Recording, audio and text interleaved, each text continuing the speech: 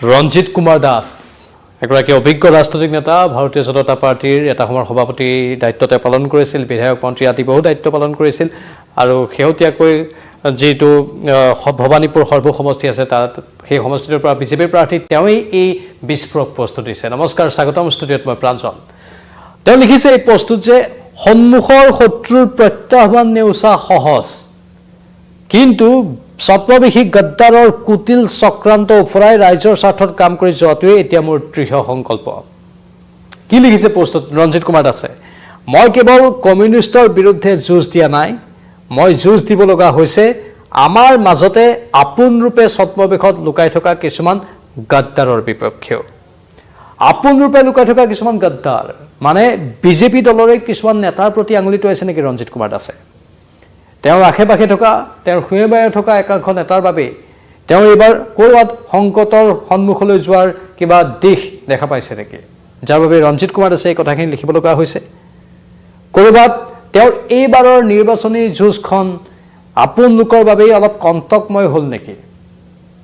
বিভিন্ন নিৰ্বাচনী বিশ্লেষকৰ বিভিন্ন কথা এখিনি আমি শুনিবলৈ পাই আছো কোনটো সমষ্টিত কাৰ কি হ'ব আৰু এই ভবানীপুৰ সৰ্বুক সমষ্টিক লৈও বহুখিনি কথা আমি শুনিবলৈ পাইছো বিভিন্ন জনে এনেকেও কোৱা আমি শুনিবলৈ পাইছো ৰাজনৈতিক বিশ্লেষকসকলৰ মতামত এনেকুৱা যে ৰঞ্জিত কুমাৰ দাসৰ বাবে বৰ এটা সহজ নহ'ব এই সমষ্টিটোৰ এইবাৰৰ যুঁজখন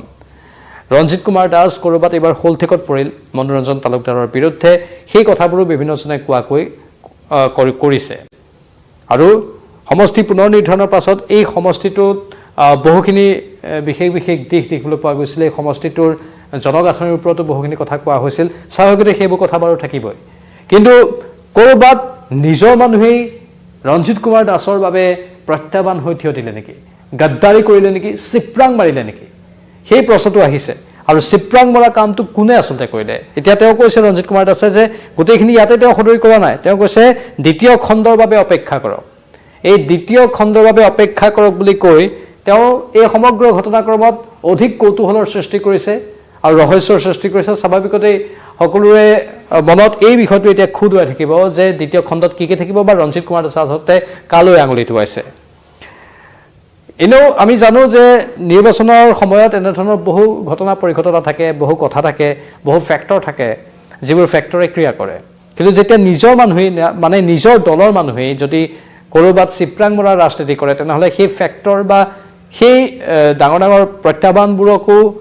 নেওচাটো যিমান সহজ হৈ পৰে কিন্তু নিজৰ মানুহৰ সেই ষড়যন্ত্ৰ উফৰোৱাটো অতি কঠিন হৈ পৰে যাৰ ফলত কেতিয়াবা একোজন ৰাজনৈতিক নেতাই সেই নিৰ্দিষ্ট নিৰ্বাচনত মুখ থেকেচা খাবলগীয়া অৱস্থাৰো সৃষ্টি হৈ যায়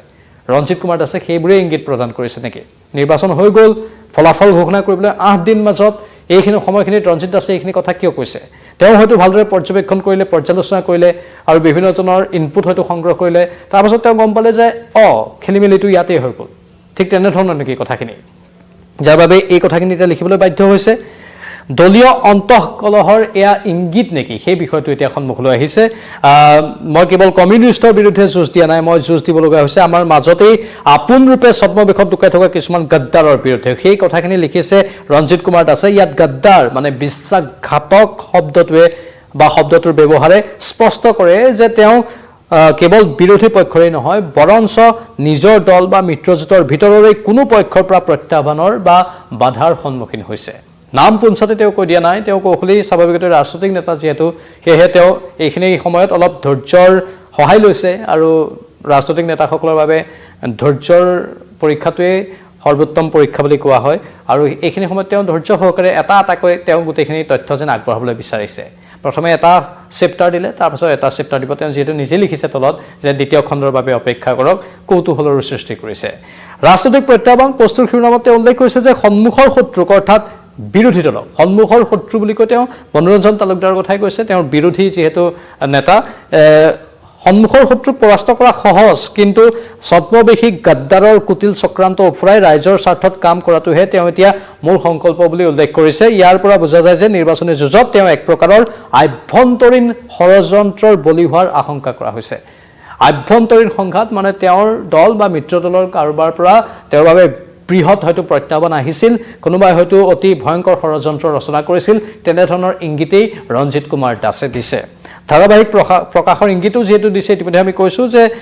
খণ্ড 1 বুলি লিখা আছে ফটোখনত আৰু দ্বিতীয় খণ্ডৰ বাবে অপেক্ষা কৰক বুলি যিহেতু সদৰি কৰিছে ৰঞ্জিত কুমাৰ দাসে ইয়াৰ অৰ্থ হ'ল তেওঁ আগলৈ এনেধৰণৰ আৰু অধিক বিস্ফোৰক তথা অভিযোগ ৰাজহুৱা কৰাৰ পৰিকল্পনা কৰিছে ই এক কৌশলগত ৰাজনৈতিক খোজ হ'ব পাৰে অথবা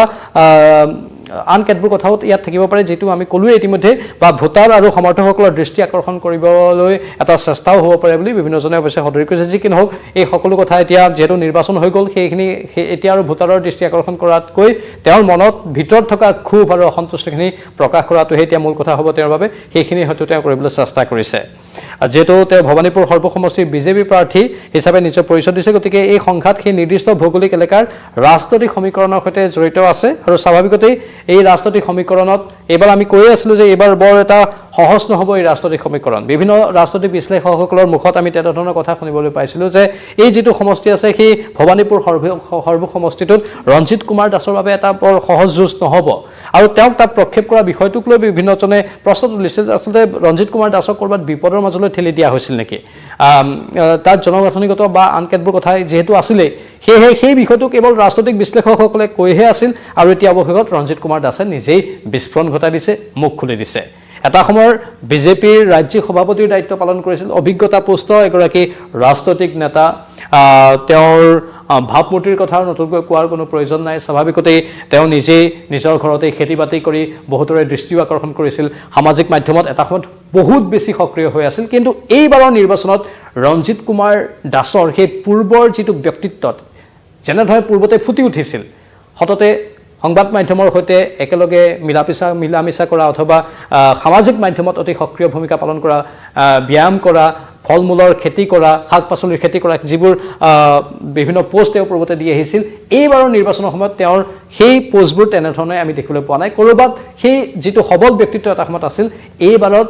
নিৰ্বাচনৰ সময়ত যেন সেই ব্যক্তিত্ব অলপ পৰিমাণে হ'লেও নিস্তেজ পৰা যেন অনুভৱ হ'ল সেয়েহে লক্ষণীয় এই গোটেই কথাখিনি আৰু ৰঞ্জিত কুমাৰ দাসে নিজেই যিহেতু এই কথাখিনি উল্লেখ কৰিছে ইও বিশেষ তাৎপৰ্য বহন কৰিছে আপোনালোকে কিভাৱে আপোনালোকৰ মনৰ কথাখিনি কমেণ্ট বক্সত কমেণ্ট কৰি জনাওক এই সন্দৰ্ভত পৰৱৰ্তী সময়তো আমি অধিক তথ্য সম্প্ৰচাৰ কৰি থাকিম